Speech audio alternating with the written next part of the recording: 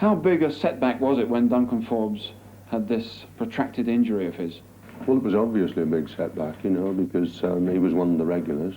We only had the young boy, Steve Covey, to come in. And he came in, and I felt that the tensions and the pressures he was playing under didn't let him adjust at the speed he would have wanted. We then took Bobby Bell on loan from Crystal Palace, and he did a good job for us, you know, and helped us out, I think, for about 4 games. But without any doubt, Dunk was missed.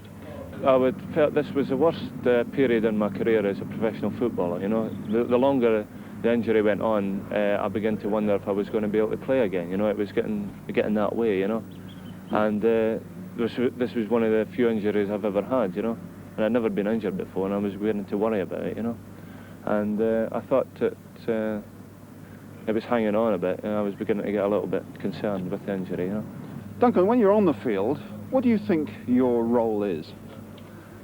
Well, apart from your usual defensive roles, the main thing is you've got to shout at the lads, encourage them, you know, and keep them going. And I've got quite a loud voice, like, you know, and this helps me tremendously. Where did this phrase, keep your voice down to a roar, come from?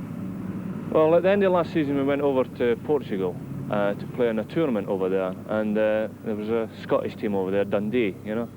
And after a couple of days, they heard my voice, and somebody was shouted out the window to me, "Keep your voice down to a roar." You know, and this is where it's come from, like, you know, from these Dundee lads, you know, that we met over in Portugal.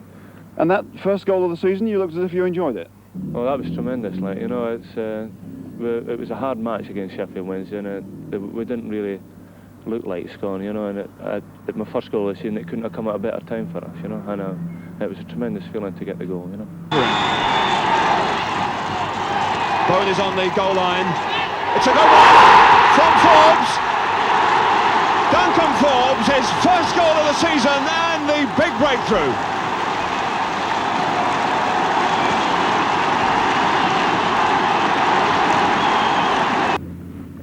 In exactly the same mould, the club captain Duncan Forbes, and there wasn't much which diverted the rock in the middle of the defence off course, except that grim personal period when he missed 18 League and Cup games with a hamstring injury. With that behind him, and 7 years in the lower grades with Colchester, how did he feel now about suddenly finding himself among the George Bests and Martin Chivers of the First Division?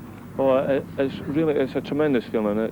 I can't put it in words. It's just great, like, you know, to be there after playing in all the 4 divisions of the 3 divisions, the 4th, 3rd, 2nd, you know, and being able to play in the 1st division. It's a tremendous feeling, like, you know, and I couldn't put in words how I feel, you know. It's great. The impression you've given during the course of the season, whenever I've spoken to you, is that you've always been bright and breezy and confident about going up. Is this an act, or is this true? Oh, this is quite true. We've been very quietly confident. We didn't talk about it, you know, but all the players and myself have been quietly confident that we could get promotion this year, and we're very pleased to have done it, like, you know, and we're all over the moon about it, you know. It's great.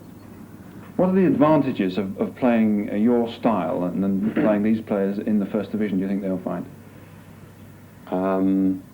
Playing our style? Well, every team has a style. Leeds United are probably the most criticised side over the last 10 years, and yet they're the most successful over the last 10 years. Every side of any consequence has got a style, has got a method, has got a lot of discipline in the side. I would think that this will help us. It will do nothing else but help us.